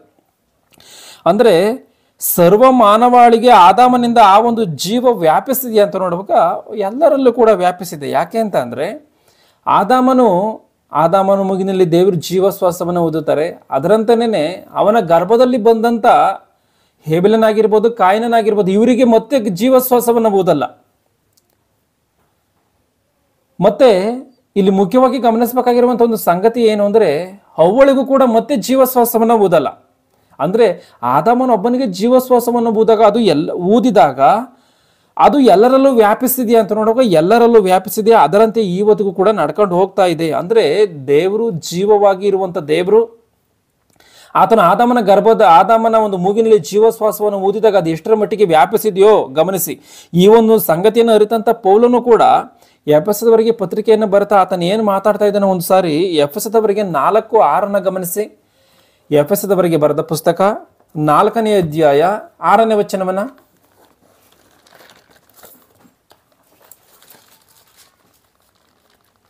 ಎಫೆಸ ಎಲ್ಲರಿಗೂ ತಂದೆಯಾಗಿರುವಂತ ದೇವರು ಒಬ್ಬನೇ, ಆತನು ಎಲ್ಲರ ಮೇಲಿರುವವನು, ಎಲ್ಲರ ಮುಖಾಂತರ ಕಾರ್ಯ ನಡೆಸುವವನು, ಎಲ್ಲರಲ್ಲಿ ವಾಸಿಸುವವನು ಆಗಿದ್ದಾನೆ. ಎಲ್ಲರಿಗೂ ತಂದೆಯಾಗಿರುವ ದೇವರು ಒಬ್ಬನೇ, ಆತನು ಎಲ್ಲರ ಮೇಲಿರುವವನು, ಎಲ್ಲರ ಮುಖಾಂತರ ಕಾರ್ಯ ನಡೆಸುವವನು, ಎಲ್ಲರಲ್ಲಿ ವಾಸಿಸುವವನು. ಅಂದರೆ ಎಲ್ಲರಲ್ಲಿ ಯಾವ ರೀತಿಯಾಗಿ ವಾಸಿಸುವವನು? ಜೀವವನ್ನು ಕೊಟ್ಟಂತ ತಂದೆಯಾಗಿರುವಂಥ ದೇವರು ಒಬ್ಬನೇ, ಆತನು ಎಲ್ಲರಲ್ಲಿಯೂ ವ್ಯಾಪಿಸಿ ಇದ್ದಾನೆ. ಅಂದರೆ ಆತನು ಜೀವವಾಗಿರುವಂಥ ದೇವರು ಜೀವಶ್ವಾಸವನ್ನು ಆದಾಮನ ಮೂಗಿನಲ್ಲಿ ಊದಿದಾಗ ಆದಾಮನ ಗರ್ಭದಿಂದ ಬಂದಂಥ ಎಲ್ಲ ಒಂದು ಮನುಷ್ಯರು ಕೂಡ, ಅಂದರೆ ಇವತ್ತು ಪ್ರಪಂಚದಲ್ಲಿರುವಂಥ ಎಲ್ಲರಲ್ಲಿಯೂ ಕೂಡ ದೇವರ ಒಂದು ವ್ಯಾಪಕತೆ, ಅಂದರೆ ದೇವರು ಎಲ್ಲರಲ್ಲೂ ಕೂಡ ಇದ್ದಾನ. ಅಂದರೆ ದೇವರೇ ಜೀವವಾಗಿರುವಂಥ ಕಾರಣ ಜೀವ ಎಲ್ಲರಲ್ಲಿಯೂ ಇದೆ ಅಂತಂದ್ರೆ ಏನರ್ಥ? ದೇವರು ಎಲ್ಲರಲ್ಲಿ ವ್ಯಾಪಿಸಿದ್ದಾನೆ ಅಂತನ. ಮನುಷ್ಯನು ದೇವರನ್ನು ಒಪ್ಪಿಕೊಳ್ಳದಲೇ ಇದ್ರು, ಆತನ ನಾಸ್ತಿಕನಾಗಿ ಮಾರ್ಪಟ್ರು, ದೇವರು ಇದ್ದಾನೆ ಅಂತೇಳಿ ಒಪ್ಪಿಕೊಳ್ಳುವಂಥವನಾದ್ರೂ ಯಾವನೇ ಆಗಿರ್ಬೋದು, ಎಲ್ಲರಲ್ಲಿಯೂ ಕೂಡ ದೇವರು ಇದ್ದಾನೆ. ಆದ್ರೆ ದೇವರ ಆತ್ಮವನ್ನು ಹಂಚಿಕೊಂಡಂತ ಆದಾಮನ ತರುವಾಯ ದೇವರು ಯಾರನ್ನ ಸೃಷ್ಟಿ ಮಾಡಿದನು ಎನ್ನುವಂಥದ್ದನ್ನು ಒಂದ್ಸರಿ ನಾವು ನೋಡುವಂಥದ್ದಾದ್ರೆ ಆದಿಕಾಂಡ 2:20-21 ಗಮನಿಸಿ. ಆದಿಕಾಂಡ 2ನೇ ಅಧ್ಯಾಯ 21ನೇ ವಚನ. ಹೀಗಿರುವಲ್ಲಿ ಯೆಹೋವ ದೇವರು ಆ ಮನುಷ್ಯನಿಗೆ ಗಾಢ ನಿದ್ರೆಯನ್ನು ಬರಮಾಡಿ ಅವನ ಪಕ್ಕೆಯ ಎಲುಬುಗಳಲ್ಲಿ ಒಂದನ್ನು ತೆಗೆದುಕೊಂಡು ಅದರ ಸ್ಥಳವನ್ನು ಮಾಂಸದಿಂದ ಮುಚ್ಚಿ ತಾನು ಮನುಷ್ಯನಿಂದ ತೆಗೆದಿದ್ದ ಎಲುಬನ್ನು ಸ್ತ್ರೀಯಾಗ ಮಾಡಿ. ಸಾಕು, ಇಲ್ಲಿ ಗಮನಿಸಿ. ನಾವು ನೋಡ್ಕೊಳ್ತಿರುವಂತ ಅಂಶದಲ್ಲಿ ಈ ಮಾತನ್ನ ಗಮನಿಸ್ಬೇಕು ನೀವು. ಹೀಗಿರುವಲ್ಲಿ ಯೆಹೋವ ದೇವರು ಆ ಮನುಷ್ಯನಿಗೆ ಗಾಢ ನಿದ್ರೆಯನ್ನ ಬರಮಾಡಿ ಅವನ ಪಕ್ಕೆಯ ಎಲುಬುಗಳಲ್ಲಿ ಒಂದನ್ನು ತೆಗೆದುಕೊಂಡು ಅದರ ಸ್ಥಳವನ್ನು ಮಾಂಸದಿಂದ ಮುಚ್ಚಿ. ದೇವರು ಆದಾಮನಿಗೆ ಒಂದು ಸಹಕಾರಿಯನ್ನು ಉಂಟು ಮಾಡಬೇಕು ಎನ್ನುವಂಥ ಆಲೋಚನೆಯಿಂದ ಅವನಿಗೆ ಗಾಢ ನಿದ್ರೆಯನ್ನು ಬರಮಾಡ್ತಾ ಇದ್ದಾರೆ. ಗಾಢ ನಿದ್ರೆಯನ್ನು ಬರಮಾಡಿ ಆತನ ಪಕ್ಕೆಯ ಎಲುಬುಗಳಿಂದ ಒಂದು ಎಲುಬನ್ನು ತೆಗೆದುಕೊಳ್ತಾ ಇದ್ದಾರೆ. ಆ ತೆಗೆದುಕೊಂಡಂಥ ಜಾಗವನ್ನು ಮಾಂಸದಿಂದ ಮುಚ್ಚಿ ಆ ಒಂದು ಎಲುಬಿನಲ್ಲಿ ಸ್ತ್ರೀಯನ್ನ ಉಂಟು ಮಾಡಿ ಆಕೆಯನ್ನು ಅವನ ಬಳಿಗೆ ಕರ್ಕೊಂಡು ಬರ್ತಾ ಇದ್ದಾರೆ. ಅಂದರೆ ಜೀವವಾಗಿರುವಂಥ ದೇವರ ಆದಾಮನೊಳಗಿಂದ ಮತ್ತೊಂದು ಜೀವವನ್ನು ತೆಗೆದಿದ್ದಾನೆ ಅಂತಂದರೆ ಮತ್ತೊಂದು ಜೀವವನ್ನು ತೆಗೆದಿದ್ದಾನೆ. ಅಂದರೆ ಮನುಷ್ಯನಿಗೆ ಆಪರೇಷನ್ ಮಾಡುವಂಥ ಸಮಯದಲ್ಲಿ ಏನು ಮಾಡ್ತಾರೆ, ಮತ್ತು ಬರುವಂಥ ರೀತಿಯಲ್ಲಿ ಮಾಡ್ತಾರೆ. ಅಂದರೆ ಅನಸ್ತೇಶಿಯವನ್ನು ಕೊಟ್ಟು ಮನುಷ್ಯನ ಗಾಢ ನಿದ್ರೆಯಲ್ಲಿ ಜಾರುವಂಥ ರೀತಿಯಲ್ಲಿ ಪ್ರಜ್ಞೆ ತಪ್ಪಿಸುವಂಥ ರೀತಿಯಲ್ಲಿ ಏರ್ಪಾಟ್ ಮಾಡಿ ಆಮೇಲೆ ಆಪರೇಷನನ್ನು ಮಾಡ್ತಾರೆ. ಅದರಂತೆಯೇ ದೇವರೇನು ಮಾಡಿದ್ದಾರೆ, ಮೊಟ್ಟ ಮೊದಲನೇದಾಗಿ ಈ ಭೂಮಿ ಮೇಲೆ ಆಪರೇಷನನ್ನು ಮಾಡಿದ್ದಾರೆ ಆದಾಮನಿಗೆ. ಗಮನಿಸಿ, ಈ ಒಂದು ಅನಸ್ತೇಶಿಯವನ್ನು ಕಂಡಿಡಿದಂಥ ಒಬ್ಬ ವ್ಯಕ್ತಿ, ಆತನ ಕ್ರಿಶ್ಚಿಯನ್ನು, ಆತನು ಯಾವ ಆಲೋಚನೆಯಿಂದ ಇದನ್ನು ಕಂಡಿಡಿದ, ಅನಸ್ತೇಶಿಯವನ್ನು ಕಂಡಿಡಿದ ಅಂದರೆ ಬೈಬಲಲ್ಲಿ ದೇವರು ಮಾಡಿರುವಂಥ ಕಾರ್ಯವನ್ನು ನೋಡಿ ಕಂಡಿಡ್ತಿದ್ದಾನೆ. ಅಂದರೆ ಆಪರೇಷನ್ ಮಾಡುವಂಥ ಸಮಯದಲ್ಲಿ ಯಾಕೆ ಅನಸ್ತೇಶಿಯವನ್ನು ಕೊಡಬೇಕು ಅನ್ನುವಂಥ ಇವತ್ತಿನ ತಂತ್ರಜ್ಞಾನಕ್ಕೆ ಕಾರಣ ಏನು ಅಂತೇಳಿ ನೋಡುವಾಗ ಬೈಬಲೇ. ಯಾವ ರೀತಿಯಾಗಿ ಅಂದರೆ ಆತನು ಆ ಬೈಬಲಲ್ಲಿ ದೇವರು ಆತನಿಗೆ ಗಾಢ ನಿದ್ರೆಯನ್ನು ಬರಮಾಡಿ ಅನಂತರ ಪೊಕ್ಕೆ ಎಲುಬನ್ನು ತೆಗೆಯುವಂಥದ್ದನ್ನು ಆತನು ಓದಿನಂತೆ. ಆ ಓದಿದಾದ್ಮೇಲೆ ಆತನ ಏನು ಮಾಡಿದಂತೆ, ಆ ರೀತಿಯಾಗಿ ಅಂದರೆ ಮನುಷ್ಯನ ಆಪರೇಷನ್ ಮಾಡುವಂಥ ಸಮಯದಲ್ಲಿ ಆತನನ್ನು ಪ್ರಜ್ಞೆ ತಪ್ಪಿಸಬೇಕು ಎನ್ನುವಂಥ ಆಲೋಚನೆಯಿಂದ ಅನಸ್ತೇಶಿಯವನ್ನು ಕಂಡಿಡಿದಂತೆ. ಅಂದರೆ ಈ ಭೂಮಿ ಮೇಲೆ ಆಪರೇಷನ್ ಮಾಡಿರುವಂಥ ಮಹಾನ್ ಶ್ರೇಷ್ಠನ ಯಾರು ಅಂದರೆ ದೇವರು ಎನ್ನುವಂಥದ್ದು ಸ್ಪಷ್ಟವಾಗಿ ಗೊತ್ತಾಗುತ್ತೆ. ಅದರಂತೆಯೇ ಆತನೊಳಗಿಂತ ಪಕ್ಕೆ ಎಲುಬನ್ನು ತೆಗೆದು ಅದರ ಸ್ಥಳವನ್ನು ಮಾಂಸದಿಂದ ಮುಚ್ಚಿ ಆದಾಮನಿಂದಲೇ ತೆಗೆದಿರುವಂಥ ಒಂದು ಮೂಳೆಯಲ್ಲಿ ಸ್ತ್ರೀಯನ್ನಾಗಿ ಮಾಡ್ತಾ ಇದ್ದಾನೆ. ಏನಕ್ಕೋಸ್ಕರ ಈ ಮೂಳೆಯನ್ನು ತೆಗೆದುಕೊಂಡ್ರು ದೇವರು? ತಲೆ ಕೂದಲನ್ನು ತೆಗೆದುಕೊಂಡಿಲ್ಲ, ಇಲ್ಲ ಚರ್ಮವನ್ನು ತೆಗೆದುಕೊಂಡಿಲ್ಲ, ಮಾಂಸವನ್ನು ತೆಗೆದುಕೊಂಡಿಲ್ಲ, ನರಗಳನ್ನು ತೆಗೆದುಕೊಂಡಿಲ್ಲ. ಏನಕ್ಕೋಸ್ಕರ ಈ ಎಲುಬನ್ನು ತೆಗೆದುಕೊಂಡ್ರು? ಎಲುಬನ್ನು ಏನಕ್ಕೋಸ್ಕರ ತೆಗೆದುಕೊಳ್ತಾರೆ ಅಂತ ಹೇಳಿ ಅಂದರೆ ಎಲುಬಿನಲ್ಲಿ ಜೀವವು ಇದೆ, ಅದಕ್ಕೋಸ್ಕರವೇ. ಅಂದರೆ ಎಲುಬಿನಲ್ಲಿ ಜೀವವಿದೆಯಾ? ಇದು ಬೈಬಲ್ ಹೇಳಿರುವಂಥ ನಿಜ. ಬೈಬಲಲ್ಲಿ ಎಲುಬಿನಲ್ಲಿ ಜೀವವಿರುವಂಥ ಕಾರಣ ಆ ಒಂದು ಜೀವವಿರುವಂಥ ಎಲುಬನ್ನು ತೆಗೆದುಕೊಂಡು ಜೀವಂತವಾಗಿ ಇರುವಂಥ ಆ ಒಂದು ಆದಾಮನಿಗೆ ಸರಿ ಬೀಳುವಂಥ ಆ ಸ್ತ್ರೀಯನ್ನು ಉಂಟು ಮಾಡಿದ್ದಾನೆ ದೇವರು. ಆಲೋಚನೆ ಮಾಡಿ, ಬೈಬಲಲ್ಲಿ ಎಂಥ ಜ್ಞಾನವಿದೆಯೋ ಎನ್ನುವಂಥದ್ದನ್ನ ಇವತ್ತಿಗೆ ವಿಜ್ಞಾನ ಎನ್ನುವಂಥದ್ದು ಇವತ್ತಿಗೆ ಕಂಡುಕೊಳ್ತಾ ಇದೆ. ಅಂದರೆ ರಕ್ತ ಜೀವ ಎಂಬುದಾಗಿ ನಮಗೆ ಸ್ಪಷ್ಟವಾಗಿ ಗೊತ್ತಿದೆ. ರಕ್ತವು ಇಲ್ದಲೇ ಇದ್ರೆ ಮನುಷ್ಯನು ಬದುಕಲ್ಲ ಎಂಬುದಾಗಿ ಗೊತ್ತಿದೆ. ಆ ರಕ್ತವು ಕೂಡ ಶುದ್ಧವಾಗಿ ಇರಬೇಕು ಎನ್ನುವಂಥದ್ದು ಕೂಡ ಗೊತ್ತಿದೆ.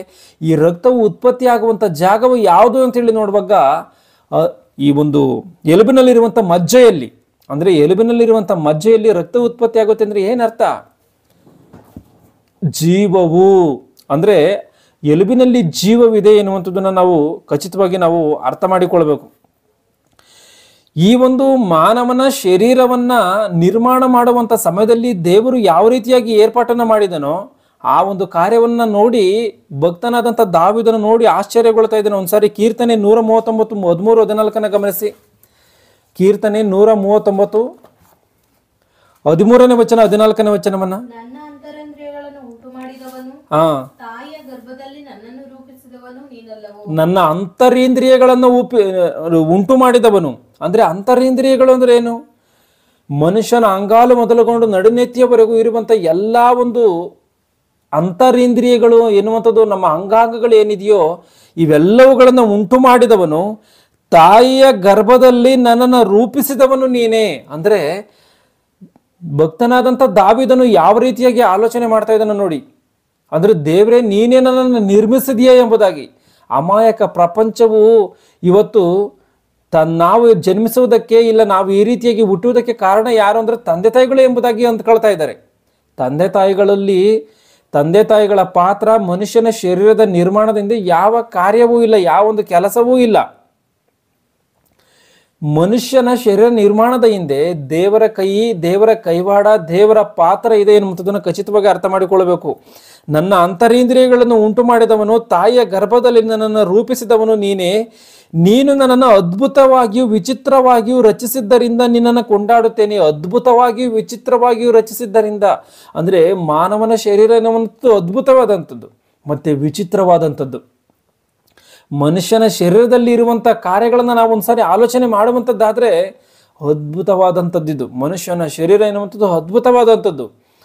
ನಮ್ಮ ಕಣ್ಣ ದೃಷ್ಟಿಯನ್ನು ನಾವು ಒಂದು ಸಾರಿ ಆಲೋಚನೆ ಮಾಡಿ ನೋಡುವಂಥದ್ದಾದ್ರೆ ಈ ಭೂಮಿಯಿಂದ ಆಕಾಶಕ್ಕಿರುವಂಥ ಅಂತರ ಎಷ್ಟು ಅಂತೇಳಿ ನೋಡುವಾಗ ವಿಜ್ಞಾನಿಗಳ ಕೈಯಲ್ಲಿ ಇವತ್ತಿಗೂ ಕೂಡ ಕಂಡು ಹಿಡಿಯೋದಕ್ಕಾಗೇ ಇಲ್ಲ. ಇಂಥ ಒಂದು ತಂತ್ರಜ್ಞಾನ ಬೆಳೆದ್ರೂ ಕೂಡ.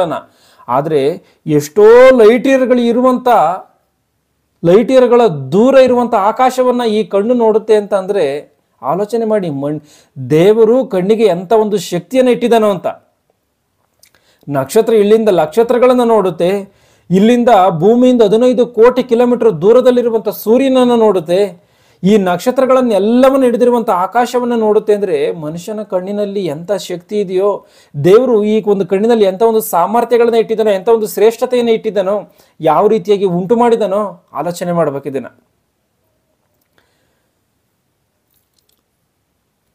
ತಾಯಿಯ ಗರ್ಭದಲ್ಲಿ ನನ್ನನ್ನು ರೂಪಿಸಿದವನು ನೀನೇ, ನೀನು ನನ್ನನ್ನು ಅದ್ಭುತವಾಗಿಯೂ ವಿಚಿತ್ರವಾಗಿಯೂ ರಚಿಸಿದ್ದರಿಂದ ನಿನ್ನನ್ನು ಕೊಂಡಾಡುತ್ತೇನೆ. ನಿನ್ನ ಕೃತ್ಯಗಳು ಆಶ್ಚರ್ಯವಾಗಿವೆ ಎಂದು ನನ್ನ ಹೃದಯವು ಚೆನ್ನಾಗಿ ಗ್ರಹಿಸಿಕೊಂಡಿದೆ. ನಿನ್ನ ಕೃತ್ಯಗಳು ಆಶ್ಚರ್ಯವಾಗಿವೆ ಅಂತ ಅಂದರೆ ದೇವರ ಕೆಲಸ ಕಾರ್ಯಗಳು, ದೇವರ ಆ ಒಂದು ಕೃತ್ಯಗಳು ಆಶ್ಚರ್ಯವಾಗಿಯೇ ಇದೆ. ಯಾಕೆ ಆಶ್ಚರ್ಯವಾಗಿಯೇ ಇದೆ ಅಂತ ಅಂದರೆ, ಈ ಪ್ರಕೃತಿಯನ್ನೆಲ್ಲವನ್ನು ನಾವು ಒಂದ್ಸರಿ ನೋಡುವಂಥದ್ದಾದರೆ ಹಲವಾರು ಜಾತಿಯ ಮರಗಳಿದೆ, ಹಲವಾರು ಜಾತಿಯ ಗಿಡಗಳಿದೆ, ಹಲವಾರು ಜಾತಿಯ ಹುಲ್ಲುಗಳಿದೆ, ಹಲವಾರು ಜಾತಿಯ ಪ್ರಾಣಿಗಳಿದೆ, ಹಲವಾರು ಜಾತಿಯ ಪಕ್ಷಿಗಳಿದೆ, ಹಲವಾರು ರೀತಿಯ ಜಾತಿಗಳ ಪ್ರಕಾರವಾಗಿ ಜಲಚರಗಳಿದೆ. ಆದರೆ ಇವ್ಯಾವ ಜಲಚರಗಳಿಗೂ ಪ್ರಾಣಿ ಪಕ್ಷಿಗಳಿಗೂ ಮರಗಳಿಗೂ ಒಂದೇ ರೀತಿಯಾದಂಥ ಶರೀರಗಳು, ಒಂದೇ ರೀತಿಯಾದಂಥ ಹೋಲಿಕೆಗಳಿದೆಯಾ ಅಂತ ನೋಡುವಾಗ ಒಂದೇ ರೀತಿಯಲ್ಲಿ ಇರುವಂಥ ರೀತಿಯಲ್ಲಿ ಇಲ್ಲ. ಸಿಂಹದ ಹೋಲಿಕೆಯೇ ಬೇರೆ, ಹುಲಿಯ ಹೋಲಿಕೆಯೇ ಬೇರೆ, ನಾಯಿಗಳ ಹೋಲಿಕೆಯೇ ಬೇರೆ, ಬೆಕ್ಕಿನ ಹೋಲಿಕೆಗಳೇ ಬೇರೆ, ಪಕ್ಷಿಯ ಹೋಲಿಕೆಗಳೇ ಬೇರೆ. ಅಂದರೆ ಇವುಗಳೆಲ್ಲವುಗಳ ಶರೀರದ ನಿರ್ಮಾಣದ ಹಿಂದೆ ದೇವರ ಒಂದು ಜ್ಞಾನವು ಯಾವ ರೀತಿಯಾಗಿದೆಯೋ, ದೇವರ ಒಂದು ಕೃತ್ಯಗಳು ಯಾವ ರೀತಿಯಾಗಿದೆಯೋ ಆಲೋಚನೆ ಮಾಡಿ. ಪಕ್ಷಿಯ ಶರೀರದಂತೆ ಮನುಷ್ಯನ ಶರೀರ ಇದೆಯಾ? ಇಲ್ಲ. ಮನುಷ್ಯನ ಶರೀರದಂತೆ ಪಕ್ಷಿಗಳ ಶರೀರ ಇದೆಯಾ? ಅಂದರೆ ಮನುಷ್ಯನಂದ್ರೆ ಹೀಗಿರ್ಬೇಕು, ಪಕ್ಷಿಗಳಂದ್ರೆ ಹೀಗಿರ್ಬೇಕು, ಪ್ರಾಣಿಗಳಂದ್ರೆ ಹೀಗಿರ್ಬೇಕು, ಮರಗಳಂದ್ರೆ ಹೀಗಿರ್ಬೇಕು, ಮರಗಳಲ್ಲಿ ಇಂಥ ಜಾತಿಯ ಮರಗಳು ಈ ರೀತಿಯಾಗಿ ಇರಬೇಕು, ಇನ್ನೊಂದು ಜಾತಿಯ ಮರಗಳು ಆ ರೀತಿಯಾಗಿ ಬೆಳಿಬೇಕು. ಇವತ್ತು ದೊಡ್ಡ ದೊಡ್ಡ ನೀಲಿಗಿರಿ ಮರಗಳು ಇರ್ತದೆ, ಅವುಗಳ ಒಂದು ಆಕಾರವೇ ಬೇರೆ, ಮಾವಿನ ಮರಗಳ ಆಕಾರವೇ ಬೇರೆ.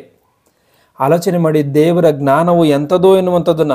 ಅದಕ್ಕೆ ಇಲ್ಲಿ ಏನು ಬರೆಯಲ್ಪಟ್ಟಿದೆ ಅಂತಂದ್ರೆ, ನಿನ್ನ ಕೃತ್ಯಗಳು ಆಶ್ಚರ್ಯವಾಗಿವೆ ಎಂದು ನನ್ನ ಹೃದಯವು ಚೆನ್ನಾಗಿ ಗ್ರಹಿಸಿಕೊಂಡಿದೆ ಅಂತ. ಇವತ್ತು ಮನುಷ್ಯನು ದೇವರನ್ನ ಆಲೋಚನೆ ಮಾಡಬೇಕಾಗಿರುವಂಥ ವಿಧಾನ ಈ ರೀತಿಯಾಗಿ ನಿನ್ನೆ.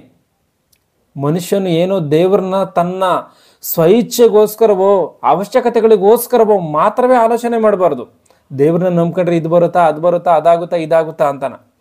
ದೇವರನ್ನ ಯಾವ ರೀತಿಯಾಗಿ ಆಲೋಚನೆ ಮಾಡಬೇಕು ಅಂದರೆ, ದೇವರು ಮನುಷ್ಯನಿಗೋಸ್ಕರ ಯಾವ ರೀತಿಯಾಗಿ ಕಷ್ಟಪಟ್ಟಿದ್ದಾನೋ, ಮನುಷ್ಯನನ್ನು ಯಾವ ರೀತಿಯಾಗಿ ಉಂಟು ಮಾಡಿದಾನೋ, ಮನುಷ್ಯನಿಗೋಸ್ಕರ ಏನನ್ನ ಮಾಡ್ತಾ ಇದ್ದಾನೋ ಇವತ್ತಿನವರೆಗೂ ಕೂಡ ಅದನ್ನು ಆಲೋಚನೆ ಮಾಡಿ ದೇವರನ್ನ ಅರ್ಥ ಮಾಡಿಕೊಂಡು ದೇವರಿಗೋಸ್ಕರ ಬದುಕಬೇಕು. ದೇವರು ತನ್ನ ಜೀವನ ತಂದೆಗಳ ಗರ್ಭದ ಮೂಲಕ ಪ್ರವೇಶ ಮಾಡಿಸಿ ತಾಯಿಯ ಒಂದು ಗರ್ಭದಲ್ಲಿ ನಮ್ಮನ್ನು ಉಂಟು ಮಾಡಿದಂಥ ವಿಧಕ್ಕಾಗಿ ದಾವೀದನು ದೇವರಿಗೆ ಕೃತಜ್ಞತಾ ಸ್ತುತಿಯನ್ನು ಸಲ್ಲಿಸ್ತಾ ಇದ್ದಾನೆ. ಆದರೆ ದೇವರು ಅವಳನ್ನು ಮಾಡುವುದಕ್ಕಾಗಿ ಆದಾಮನ ಒಂದು ಪಕ್ಕೆ ಎಲುಬನ್ನು ಯಾನಕ್ಕೋಸ್ಕರ ತೆಗೆದ್ರು ಅಂತೇಳಿ ನೋಡುವಾಗ, ಎಲುಬಿನಲ್ಲಿ ಜೀವವಿರುವಂಥ ಕಾರಣ, ಆ ಒಂದು ಜೀವ ಇಲ್ಲದಲೇ ಇದ್ರೆ ಮನುಷ್ಯನು ಬದುಕದೇ ಇರುವಂಥ ಕಾರಣ, ಆದಾಮನ ಪಕ್ಕೆ ಎಲುಬಿನಿಂದ ಮೂಳೆಯನ್ನು ಅಂದರೆ ಎಲುಬನ್ನು ತೆಗೆದುಕೊಂಡು ಸ್ತ್ರೀಯನ್ನಾಗಿ ಮಾಡಿ ದೇವರೇನು ಮಾಡಿದ್ದಾರೆ, ಆದಾಮನ ಜೊತೆಯಲ್ಲಿ ಬಿಟ್ಟಿದ್ದಾರೆ. ಆ ಒಂದು ಮೂಳೆಯಲ್ಲಿರುವಂಥ ಮಜ್ಜೆಯನ್ನು ನೋಡಿರುವಂಥದ್ದಾದ್ರೆ ಅದು ಬಹಳ ರುಚಿಯಾಗಿ ಇರುತ್ತೆ. ಅದನ್ನು ತಿಂದಿರುವಂಥವ್ರಿಗೆ ಗೊತ್ತಾಗುತ್ತೆ, ಅದು ಬಹಳ ರುಚಿಕರವಾಗಿರುತ್ತೆ, ಮತ್ತು ಅದು ಆರೋಗ್ಯಕ್ಕೆ ಅಷ್ಟೇ ಒಳ್ಳೆ ರೀತಿಯಾಗಿಯೇ ಇರ್ತದೆ. ದೇವರ ಬಾಯ ಮಾತಿನ ಮೂಲಕವಾಗಿ ಉಂಟು ಮಾಡಿರುವಂಥ ಪ್ರಾಣಿ ಪಕ್ಷಿಗಳ ಮೂಳೆಯಲ್ಲಿಯೇ ಇಂಥ ಒಂದು ಜೀವ ಇರುವಂಥದ್ದಾದರೆ, ಪ್ರಕೃತಿಯಲ್ಲಿ ಶ್ರೇಷ್ಠನಾಗಿರುವಂಥ, ಪ್ರಕೃತಿಯಲ್ಲಿ ಉನ್ನತವಾಗಿರುವಂಥ ದೇವರ ಹೋಲಿಕೆಯಲ್ಲಿ ದೇವರ ಮಗನಾಗಿರುವಂಥ ಮನುಷ್ಯನ ಒಂದು ಎಲುಬಿನಲ್ಲಿ ಜೀವ ಎನ್ನುವಂಥದ್ದಿಲ್ವಾ? ಪ್ರಾಣಿ ಪಕ್ಷಿಗಳ ಎಲುಬಿನಲ್ಲಿ ಜೀವ ಎನ್ನುವಂಥದ್ದಿದ್ರೆ ಮನುಷ್ಯನ ಎಲುಬಿನಲ್ಲಿ ಜೀವ ಎನ್ನುವಂಥದ್ದಿಲ್ವಾ? ಖಚಿತವಾಗಿ ಜೀವ ಎನ್ನುವಂಥದ್ದಿದೆ. ಪ್ರವಾದಿಯಾದಂಥ ಯೆಹೆಜ್ಕೇಲನು ನುಡಿದಂಥ ಒಂದು ಮಾತಿನ ಸಂಗತಿಗಳನ್ನು ನಾವು ಒಂದ್ಸಾರಿ ಆಲೋಚನೆ ಮಾಡಿ ನೋಡುವಂಥದ್ದಾದರೆ, ಈ ಒಂದು ಎಲುಬುಗಳ ವಿಷಯದಲ್ಲಿ ಯೆಹೆಜ್ಕೇಲನ ಗ್ರಂಥ 37ನೇ ಅಧ್ಯಾಯ 4ನೇ ವಚನದಿಂದ ಓದಿ. ಯೆಹೆಜ್ಕೇಲನ ಗ್ರಂಥ 37ನೇ ಅಧ್ಯಾಯ 4ನೇ ವಚನದಿಂದ ಗಮನಿಸಿ. ಎಲ್ಲರೂ ವಾಕ್ಯವನ್ನು ತೆಗೆದು, ಆಗ ಆತನು ನನಗೆ ಹೀಗೆ ಅಪ್ಪಣೆ ಮಾಡಿದನು, ನೀನು ಎಲುಬುಗಳ ಮೇಲೆ ಧ್ವನಿ ಹರಡಿ ಅದಕ್ಕೆ ಈ ದೈವೋಕ್ತಿಯನ್ನು ನುಡಿ. ಓದು. ಆಗ ಆತನು ನನಗೆ ಹೀಗೆ ಅಪ್ಪಣೆ ಮಾಡಿದನು, ನೀನು ಎಲುಬುಗಳ ಮೇಲೆ ಧ್ವನಿಯನ್ನು ಹರಡಿ ಅದಕ್ಕೆ ಈ ದೈವೋಕ್ತಿಯನ್ನು ನುಡಿ. ಅಂದ್ರೆ ಎಲುಬುಗಳು ಅಂದ್ರೆ ಎಲುಬುಗಳಂತಂದ್ರೆ ಮೂಳೆಗಳ ಮೇಲೆ ಮಾತಾಡ್ಬೇಕಂತಂದ್ರೆ ಮೂಳೆಗಳ ನೀನು ಎಲುಬುಗಳ ಮೇಲೆ ಧ್ವನಿ ಹರಡಿ. ಇವತ್ತು ನಾವು ಒಂದು ಕ್ಲಾಸ್ ರೂಮಲ್ಲಿ ಒಬ್ಬ ಟೀಚರ್ ಇರ್ತಾರೆ ಅಂದ್ಕೊಳ್ಳಿ, ಆ ಒಂದು ಹುಡುಗರೆಲ್ಲ ಒಂದು ವೇಳೆ ಕೂತಿದ್ದಂಥ ಸಮಯದಲ್ಲಿ ಟೀಚರ್ ಏನೋ ಒಂದು ಮಾತನ್ನು ಹೇಳ್ದ ಅಂದ್ಕೊಳ್ಳಿ, ಟೀಚರ್ ಏನೋ ಒಂದು ಮಾತನ್ನು ಹೇಳಿದ್ರೆ ಆ ಹುಡುಗರೆಲ್ಲ ಪಾಲಿಸ್ತವೆ. ಆ ಹುಡುಗರು ಅದನ್ನು ನೀವು ಸೈಲೆನ್ಸ್ ಆಗಿರಿ, ಏನು ನೀವು ಗಲಾಟೆ ಮಾಡಬೇಡ್ರಿ ಎಂಬುದಾಗಿ ಅವರು ಒಂದು ವೇಳೆ ಟೀಚರ್ ಅಪ್ಪಣೆಯನ್ನು ಕೊಟ್ಟರೆ ಆ ರೀತಿಯಾಗಿ ಅವರು ಮಾತಾಡಿದಂಥ ರೀತಿಯಲ್ಲಿ ಗಲಾಟೆ ಮಾಡಿದಂಥ ರೀತಿಯಲ್ಲಿ ಕೂತ್ಕೋಬೋದು. ಆದರೆ ಇಲ್ಲಿ ದೇವರು ಹೇಳ್ತಿರುವಂಥದ್ದು ಏನು ಅಂತಂದರೆ, ನೀನು ಎಲುಬುಗಳ ಮೇಲೆ ಧ್ವನಿ ಹರಡಿ. ಅದಕ್ಕೆ ಈ ಒಂದು ದೈವೋಕ್ತಿಯನ್ನು ನೋಡಿ, ಎಲುಬುಗಳಲ್ಲಿ ನೀನು ಮಾತನಾಡು, ಎಲುಬುಗಳಿಗೆ ಈ ಮಾತುಗಳನ್ನು ಹೇಳು ಎಂಬುದಾಗಿ ದೇವರು ಹೇಳ್ತಾ ಇದ್ದಾರೆ. ಮುಂದೆ ಒಣಗಿದ ಎಲುಬುಗಳೇ, ಹಸಿ ಎಲುಬುಗಳಲ್ಲ, ಅದು ಒಣಗಿದ ಎಲುಬುಗಳು. ಯೆಹೋವನ ವಾಕ್ಯವನ್ನ ಕೇಳಿರಿ. ಒಣಗಿದ ಎಲುಬುಗಳಲ್ಲಿ ಏನಿರ್ತತೆ? ಜೀವ ಇರ್ತತ? ಆಲೋಚನೆ ಮಾಡಿ. ಇವತ್ತು ಮನುಷ್ಯನು ಒಂದ್ ವೇಳೆ ಜೀವಂತವಾಗಿ ಇದ್ದಂಥ ಸಮಯದಲ್ಲಿ ಅವನ ಅವಯವಗಳು ಕೆಲಸ ಮಾಡೋದಕ್ಕೆ ಸಾಧ್ಯ, ಅವು ಜೀವಂತವಾಗಿರೋದಕ್ಕೆ ಸಾಧ್ಯ. ಅವನು ಸತ್ತು ಬಹಳಷ್ಟು ದಿನಗಳಾಗಿ ಅವನ ಶರೀರವನ್ನು ತೆಗೆದುಕೊಂಡೋಗಿ ಮಣ್ಣಿನಲ್ಲಿ ಮುಚ್ಚಿ ಬಹಳಷ್ಟು ದಿನ ಅದು ಕೊಳೆತೋಗಿ ಮೂಳೆಗಳೆಲ್ಲ ಒಣಗೋಗಿರುವಂಥ ಸಮಯದಲ್ಲಿ ಅದು ಯಾವ್ದಾದ್ರು ಕೆಲಸಕ್ಕಾದ್ರೂ ಬರಲ್ಲ. ಯಾಕೆಂದ್ರೆ ಅವುಗಳಲ್ಲಿ ಜೀವವೂ ಇಲ್ಲ. ಆ ರೀತಿಯಾಗಿ ಇಲ್ಲಿ ಒಣಗಿದ ಎಲುಬುಗಳಿದ್ದಾವಂತೆ. ಆ ಒಣಗಿದ ಎಲುಬುಗಳಿಗೆ ಯೆಹೆಜ್ಕೇಲನ ಈ ಮಾತುಗಳನ್ನು ಹೇಳ್ಬೇಕಂತೆ. ಒಣಗಿದ ಎಲುಬುಗಳೇ, ಯೆಹೋವನ ವಾಕ್ಯವನ್ನ ಕೇಳಿರಿ. ಯೆಹೋವನ ವಾಕ್ಯವನ್ನ ಕೇಳಿರಿ. ಕರ್ತನಾದ ಯೆಹೋವನು ನಿಮಗೆ ಹೀಗೆ ಹೇಳುತ್ತಾನೆ, ಇಗೋ ನಾನು ನಿಮ್ಮೊಳಗೆ ಶ್ವಾಸವನ್ನ ಹೋಗಿಸುವೆನು, ನೀವು ಬದುಕುವಿರಿ. ನಾನು ನಿಮ್ಮ ಮೇಲೆ ನರಗಳನ್ನ ಹಬ್ಬಿಸಿ ಮಾಂಸವನ್ನ ಹರಡಿ ಚರ್ಮವನ್ನ ಒದಿಸಿ ನಿಮ್ಮಲ್ಲಿ ಶ್ವಾಸವನ್ನ ತುಂಬುವೆನು. ಆಗ ನೀವು ಬದುಕಿ ನಾನೇ ಯೆಹೋವನು ಎಂದು ತಿಳಿದುಕೊಳ್ಳುವಿರಿ. ಒಣಗಿ ಹೋದ ಎಲುಬುಗಳೊಳಗೆ ಜೀವಾತ್ಮವನ್ನು ಬರಮಾಡುತ್ತಿದ್ದಾನೆ. ಗಮನಿಸಿ, ಇಲ್ಲಿ ಒಣಗಿ ಹೋಗಿರುವಂಥ ಎಲುಬುಗಳಲ್ಲಿ ದೇವರು ಜೀವವನ್ನು ಬರಮಾಡ್ತಾನ ಅಂತಂದ್ರೆ ಖಚಿತವಾಗಿ ಮಾಡ್ತಾನೆ. ಯಾಕೆ ಅಂತಂದ್ರೆ ಎಲುಬುಗಳೇ ಇಲ್ಲದೆ ಇರುವಂಥ ಸಮಯದಲ್ಲಿ ಎಲುಬುಗಳನ್ನು ಉಂಟು ಮಾಡಿರುವಂಥ ದೇವರು, ಎಲುಬಿನಿಂದನ ಸ್ತ್ರೀಯನ್ನು ಉಂಟು ಮಾಡಿರುವಂಥ ದೇವರು, ಒಣಗಿ ಹೋಗಿರುವಂಥ ಎಲುಬುಗಳಿಗೆ ಮತ್ತೆ ಜೀವವನ್ನು ಕೊಡುವಂಥದ್ದು ದೇವರಿಗೆ ಅಸಾಧ್ಯವಾ? ಅದು ದೊಡ್ಡ ಕಷ್ಟವಾ? ಇಲ್ಲ ಅದು ದೊಡ್ಡ ಕೆಲಸವಾ? ಅದು ಹಂಗಲ್ವೇ ಅಲ್ಲ. ದೇವರಿಗೆ ಅದು ದೊಡ್ಡ ಕೆಲಸವಲ್ವೇ ಅಲ್ಲ.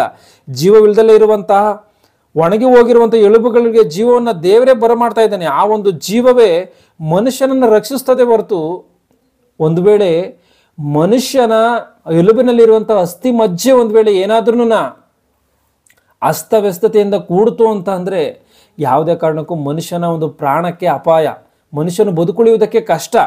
ಆಲೋಚನೆ ಮಾಡಿ. ಆದ್ದರಿಂದ ಜೀವದಿಂದ ತುಂಬಿರುವಂಥ ಎಲುಬುಗಳನ್ನು ಮನುಷ್ಯರು ಕಾಪಾಡಿಕೊಂಡು ಆ ದೇವರಿಗೋಸ್ಕರ ಇವೆಲ್ಲವನ್ನು ಬಳಸಬೇಕು.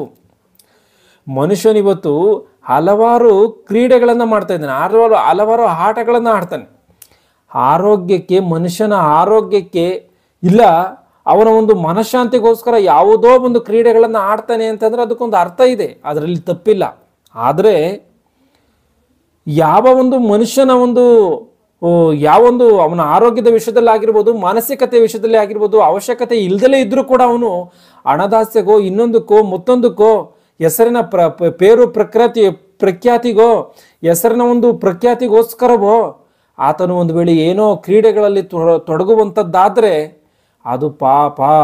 ಯಾಕೆ ಅಂತಂದರೆ ಮನುಷ್ಯನನ್ನು ದೇವರು ಈ ಭೂಮಿ ಮೇಲೆ ಹುಟ್ಟಿಸುವುದಕ್ಕೆ ಕಾರಣ ಈ ಕ್ರೀಡೆಗಳೆಲ್ಲ, ಆಟಗಳನ್ನು ಆಡೋದಕ್ಕೋಸ್ಕರ ಅಲ್ಲ.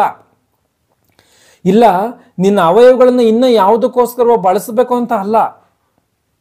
ನಿನ್ನ ಅವಯವಗಳನ್ನು ಅಂಗಾಲು ಮೊದಲುಗೊಂಡು ನಡುನೆತ್ತಿಯವರೆಗೂ ಕೂಡ ದೇವರಿಗೋಸ್ಕರ ಎಲ್ಲವನ್ನ ನೀನು ಖರ್ಚು ಮಾಡಿ ವ್ಯಯವನ್ನು ಮಾಡಬೇಕು ಅಂತ.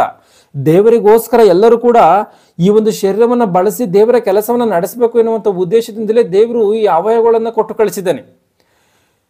ಜೀವದಿಂದ ಕೂಡಿರುವಂಥ ಈ ಎಲುಬುಗಳನ್ನು ದೇವರಿಗೋಸ್ಕರ ಬಳಸಬೇಕು ಅನ್ನುವಂಥದ್ದನ್ನು ಖಚಿತವಾಗಿ ನಾವು ಅರ್ಥ ಮಾಡಿಕೊಳ್ಬೇಕು.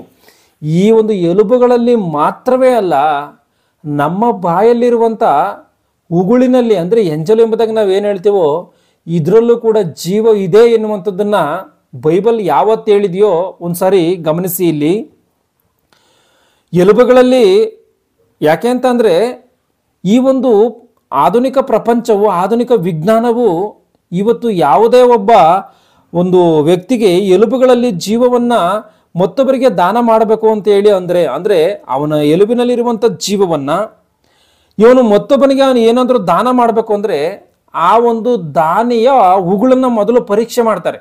ಈಗ ನಾನಿದ್ದೀನಿ, ನಾನು ನನ್ನ ಒಂದು ಬೋನ್ ಮ್ಯಾರೋವನ್ನು ನಾನು ದಾನ ಮಾಡಬೇಕು ಅಂತಂದರೆ ಮೊದಲು ನನ್ನ ಎಂಜಲನ್ನು ಟೆಸ್ಟ್ ಮಾಡ್ತಾರೆ. ಅಂದರೆ ಈತನ ಆರೋಗ್ಯವಾಗಿದ್ದಾನ, ಇಲ್ಲ ಈತನಲ್ಲಿ ಏನಾದರೂ ಒಂದು ವೇಳೆ ತೊಂದರೆ ಇದೆಯಾ ಅಂತ ಹೇಳಿ ಅದನ್ನು ಟೆಸ್ಟ್ ಮಾಡ್ತಾರೆ. ಏನಕ್ಕೋಸ್ಕರ ಅದನ್ನು ಟೆಸ್ಟ್ ಮಾಡ್ತಾರೆ ಅಂದರೆ ಮನುಷ್ಯನಲ್ಲಿರುವಂಥ ಜೀವವು ಆತನ ಉಗುಳಿನಲ್ಲಿಯೂ ಕೂಡ ಇರ್ತತೆ ಅನ್ನುವಂಥದ್ದನ್ನು ನಾವು ಖಚಿತವಾಗಿ ಅರ್ಥ ಮಾಡಿಕೊಳ್ಬೇಕು. ಅಂದರೆ ಈ ಒಂದು ವಿಷಯವನ್ನು ಬೈಬಲ್ಲು ಯಾವತ್ತೋ ಹೇಳಿದೆ, ಆದರೆ ವಿಜ್ಞಾನ ಇವತ್ತಿಗೆ ಕಂಡುಕೊಂಡಿದೆ. ಆದರೆ ಬೈಬಲ್ ಅದನ್ನು ಯಾವತ್ತು ಹೇಳಿದೆ ಒಂದ್ಸಾರಿ ನೋಡುವಂಥದ್ದಾದರೆ ಮಾರ್ಕನು ಬರೆದ ಸುವಾರ್ತೆ 7ನೇ ಅಧ್ಯಾಯ 32ನೇ ವಚನವನ್ನು ಗಮನಿಸಿ. ಮಾರ್ಕನು ಬರೆದ ಸುವಾರ್ತೆ 7ನೇ ಅಧ್ಯಾಯ 32ನೇ ವಚನವನ್ನು ಓದ್ಬೇಗ, ಓದಿ ಯಾರಾದರೂ ನಿಮ್ಮಲ್ಲಿ ಬೈಬಲ್ ಇದ್ರೆ.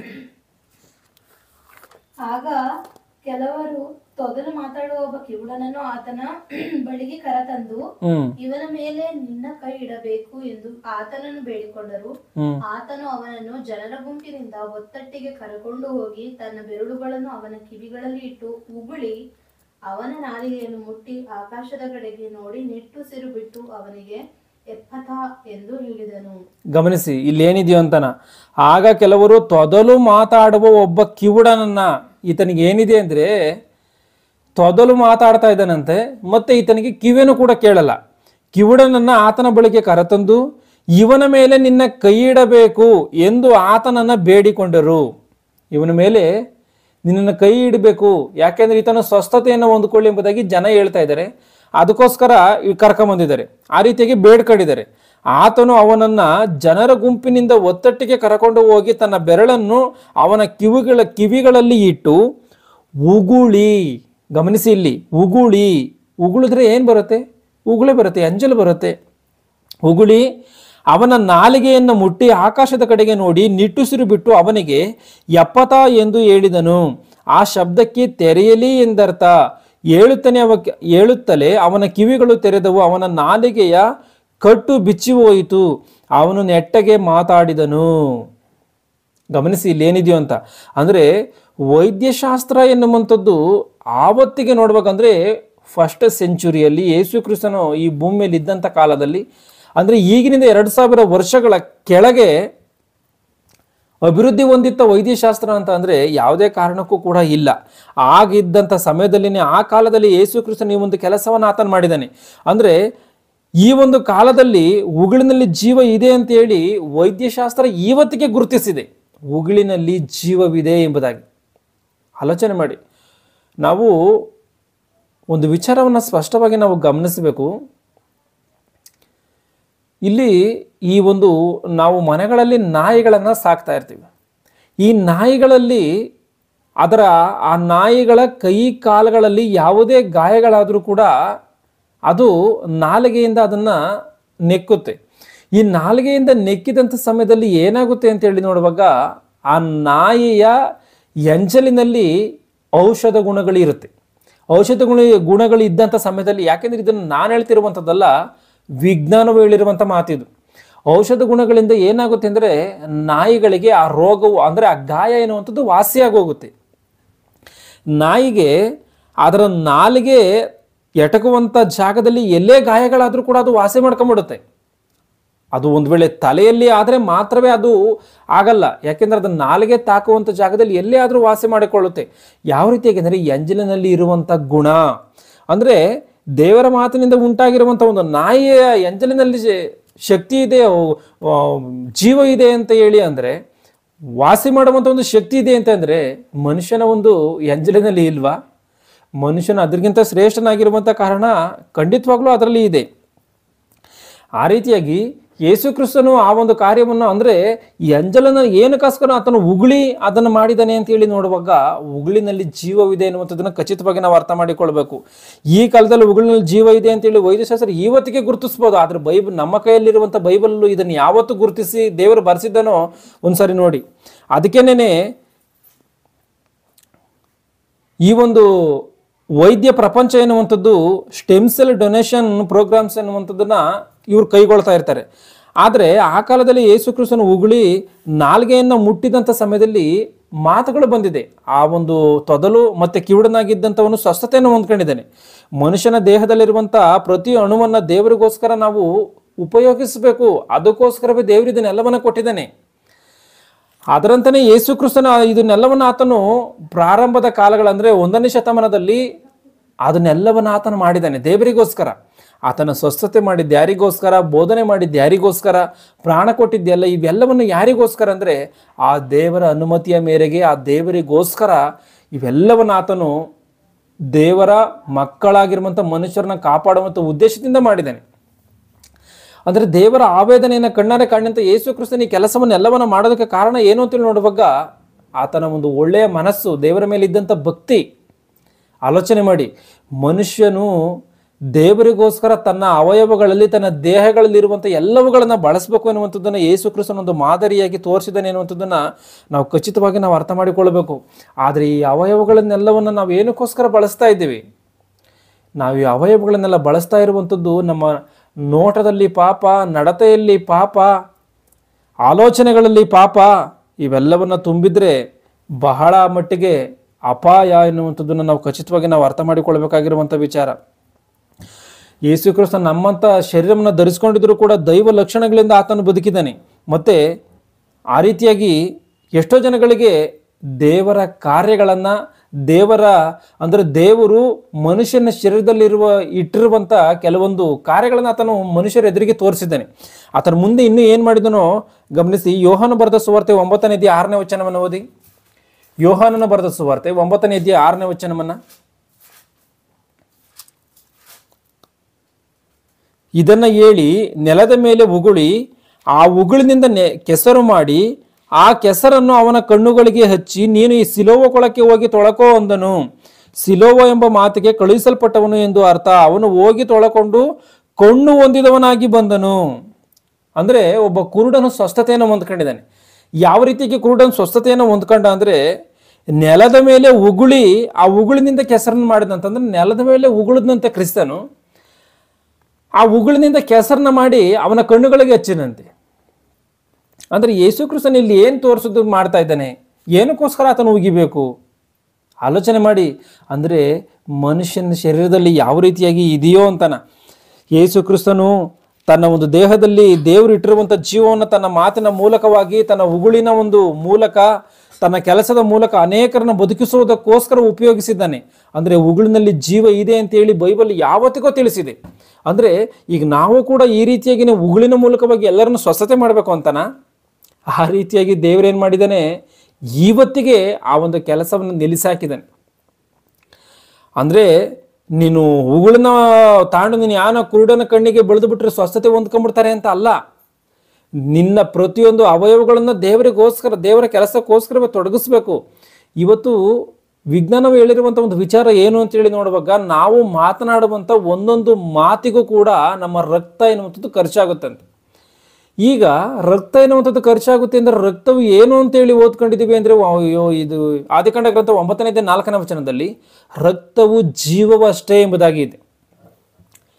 ನಾವು ಒಂದು ಯೋಹಾನ್ ಪತ್ರಿಕೆಗಳಲ್ಲಿ ಒಂದು ಮಾತಿದೆ, ಯೇಸು ಕ್ರಿಸ್ತ ನಮಗೋಸ್ಕರ ಪ್ರಾಣವನ್ನು ಕೊಟ್ಟಿದ್ದಾರೆ, ನೀವು ಸಹ ನಿಮ್ಮ ಸಹೋದರರಿಗೋಸ್ಕರ ಪ್ರಾಣವನ್ನು ಕೊಡುವಂಥ ಹಂಗಿನಲ್ಲಿ ಇದ್ದೀರಾ ಅಂತ. ಅಂದರೆ ಯೇಸು ಕ್ರಿಸ್ತನು ಪ್ರಾಣ ಕೊಟ್ಟಿದ್ದಾನೆ ಅಂದರೆ ಯಾವ ರೀತಿಯಾಗಿ? ಶಿಲುಬೆ ಮೇಲೆ ಮರಣವನ್ನು ಹೊಂದಿದ್ದಾನೆ. ಅಂದರೆ ನೀವು ಕೂಡ ಪ್ರಾಣ ಕೊಡುವಂಥ ಹಂಗಿನಲ್ಲಿ ಇದ್ದೀರಾ ಎಂಬುದಾಗಿ ವಾಕ್ಯ ಹೇಳುತ್ತೆ. ಅಂದರೆ ನಾವು ಕೂಡ ಹೋಗಿ ಶಿಲುಬೆ ಮೇಲೆ ಮರಣವನ್ನು ಹೊಂದಬೇಕು ಅಂತನ ಅದರ ಅರ್ಥ? ಆ ರೀತಿಯಾಗಿ ಅಲ್ಲ. ಪ್ರಾಣ ಅಂದರೆ ರಕ್ತ, ಜೀವ ಅಂದರೆ ಈ ರಕ್ತ. ಅಂದರೆ ಒಬ್ಬ ಮನುಷ್ಯನಿಗೆ ದೇವರ ವಿಷಯದಲ್ಲಿ ನಮ್ಮ ಬಾಯಿ ತೆರೆದು ಮಾತುಗಳನ್ನು ಹೇಳುವಾಗ, ಸುವಾರ್ತೆಯನ್ನು ಹೇಳುವಂಥ ಸಮಯದಲ್ಲಿ ರಕ್ತವು ಖರ್ಚಾಗುತ್ತೆ. ಅದು ಪ್ರಾಣ ಕೊಟ್ಟಂಥ ರೀತಿಗೆ ಸಮ. ಆಲೋಚನೆ ಮಾಡಿ, ಪ್ರಾಣ ಕೊಟ್ಟಂಥ ರೀತಿಗೆ ಸಮ. ಅಂದರೆ ನಮ್ಮ ಸಹೋದರರಿಗೋಸ್ಕರ ನಾವು ಪ್ರಾಣ ಕೊಟ್ಟಿದ್ದೀವ? ಕಠಿಣವಾಗ್ಲೂ ಅಂದರೆ ದೇವರ ವಿಚಾರದಲ್ಲಿ, ದೇವರ ಕಾರ್ಯಗಳ ವಿಚಾರದಲ್ಲಿ ನಾವು ಒಬ್ಬ ಮನುಷ್ಯನಿಗೆ ದೇವರಿಗೋಸ್ಕರ ಹೇಳೋದು ಅಂದ್ಕೊಂಡ್ರೆ, ಒಬ್ಬ ಮನುಷ್ಯನಿಗೋಸ್ಕರ ನಾವು ಪ್ರಾಣ ಕೊಟ್ಟಂಥ ರೀತಿಯಲ್ಲಿ ಅದನ್ನು ಆಲೋಚನೆ ಮಾಡಿ. ಅಂದರೆ ಇವತ್ತು ವೈದ್ಯರು ಒಬ್ಬರ ಒಂದು ಸ್ಟೆಮ್ ಸೆಲ್ಲು ರೋಗಿಯ ಕಣಗಳೊಂದಿಗೆ ಸರಿ ಹೋಗಬೇಕು ಅಂತ ಹೇಳಿ ಅಂದರೆ, ಆ ಒಂದು ವಿಧವಾಗಿ ಸರಿ ಹೋಗುವಂಥ ಅವಕಾಶವು ಒಡಹುಟ್ಟಿದಂಥವರಲ್ಲೋ ಸಂಬಂಧಿಕರಲ್ಲೋ ಹೆಚ್ಚಾಗಿ ಇರ್ತದೆ ಅಂತ ಹೇಳಿ ಹೇಳ್ತಾ ಇರ್ತಾರೆ. ಅಂದರೆ ನಮಗೆ ಅರ್ಥವಾಗುವಂಥ ರೀತಿಯಲ್ಲಿ ಹೇಳಬೇಕು ಅಂತಂದರೆ, ಈಗ ಯಾರಿಗೋ ಒಬ್ಬರಿಗೆ ನನಗೆ ಬ್ಲಡ್ನ ಹಾಕಬೇಕು ಅಂದ್ಕೊಳ್ಳಿ, ನನಗೆ ಬ್ಲಡ್ನ ಹಾಕಬೇಕು ಅಂತ ಅಂದರೆ, ಇಲ್ಲ ಅಸ್ಥಿ ಮಜ್ಜೆಯನ್ನು, ಆ ಒಂದು ಎಲುಬಿನಲ್ಲಿರುವಂಥ ಮಜ್ಜೆಯನ್ನು ನಾನು ಹಾಕಿಸ್ಕೊಳ್ಬೇಕು ಅಂತಂದರೆ ಅದು ಯಾರಲ್ಲಿ ಈಕ್ವಲ್ ಆಗುತ್ತೆ, ಅದರಲ್ಲಿ ನನ್ನ ಒಂದು ಆರೋಗ್ಯಕ್ಕೆ ಸಂಬಂಧಪಟ್ಟಂಥ ರೀತಿಯಲ್ಲಿ ನನ್ನ ಒಂದು ಮಜ್ಜೆಗೆ ಯಾರ್ದು ಯಾವ ವ್ಯಕ್ತಿಯ ಒಂದು ಮಜ್ಜೆ ಈಕ್ವಲ್ ಆಗುತ್ತೆ ಅಂತೇಳಿ ನೋಡುವಾಗ, ಸರಿ ಹೋಗುತ್ತೆ ಅಂತೇಳಿ ನೋಡುವಾಗ, ನನ್ನ ಕುಟುಂಬಸ್ಥರಲ್ಲೋ ಸಂಬಂಧಿಕರಲ್ಲೋ ಅಂದರೆ ನನ್ನ ಕುಟುಂಬಸ್ಥರಲ್ಲಿ ಎಂಬುದಾಗಿ ಇರುತ್ತೆ ಎಂಬುದಾಗಿ ವಿಜ್ಞಾನ ಎನ್ನುವಂಥದ್ದು ಹೇಳುತ್ತೆ. ಗಮನಿಸಿ, ಇಲ್ಲಿ ಕೆಲವು ಡಾಕ್ಟರ್ಗಳು ಹೇಳ್ತಿರ್ತಾರೆ, ನಿಮ್ಮ ಕುಟುಂಬದಲ್ಲಿ ಇಂಥ ಒಂದು ಈತನಿಗೆ ಸಂಬಂಧಪಟ್ಟಿರುವಂಥ ರಕ್ತವು ಇರ್ತದೆ, ಆದ್ದರಿಂದ ನೀವು ನಿಮ್ಮ ಕುಟುಂಬದವರೆಲ್ಲರೂ ಕೂಡ ರಕ್ತ ಪರೀಕ್ಷೆಯನ್ನು ಮಾಡಿಕೊಂಡು ಚೆಕ್ ಮಾಡ್ಕೊಳ್ಳಿ. ಯಾಕೆ ಅಂತಂದರೆ ಒಬ್ಬ ವ್ಯಕ್ತಿಗೆ ಬೇಕಾಗಿರುವಂಥ ಆ ಒಂದು ಸರಿಯಾಗಿ ಸಮವಾಗಿ ಇರುವಂಥ ಅಂದರೆ ಈಕ್ವಲ್ ಆಗಿರುವಂಥ ಒಂದು ರೀತಿಯಲ್ಲಿ ಇನ್ನೊಬ್ಬ ವ್ಯಕ್ತಿಯಲ್ಲಿ ನಿಮ್ಮ ಕುಟುಂಬದಲ್ಲಿ ಯಾರ ಹತ್ರನೋ ಇರ್ತತೆ ಅಂತ. ಅಂದರೆ ಅವನಿವನ ಒಂದು ಎಲ್ಲರೂ ಮಜ್ಜೆಗಳಾಗಿರ್ಬೋದು, ರಕ್ತಗಳಾಗಿರ್ಬೋದು ಹೋಲ್ತತೆ ಅಂತ ಹೇಳಿ ನೋಡೋದು ಹೋಲುತ್ತೆ ಅಂತಾನ. ಆದರೆ ಈ ಒಂದು ವಿಜ್ಞಾನವು ಇವತ್ತಿಗೆ ಕಂಡುಕೊಂಡು ಹೇಳಿರುವಂಥ ವಿಚಾರವನ್ನು ಬೈಬಲಲ್ಲಿ ದೇವರು ಯಾವತ್ತು ಬರೆಸಿದ್ದಾರೋ ಎಂಬುದಾಗಿ ಮುಂದಿನ ಕ್ಲಾಸ್ನಲ್ಲಿ ನಾವು ನೋಡಿಕೊಳ್ಳೋಣ. ಸಮಯವಾಗಿರುವಂಥ ಕಾರಣ ಎಲ್ಲರೂ ಕಣ್ಣುಗಳನ್ನು ಮುಚ್ಚಿ ಪ್ರಾರ್ಥನೆಯನ್ನು ಮಾಡ್ತೀವಿ.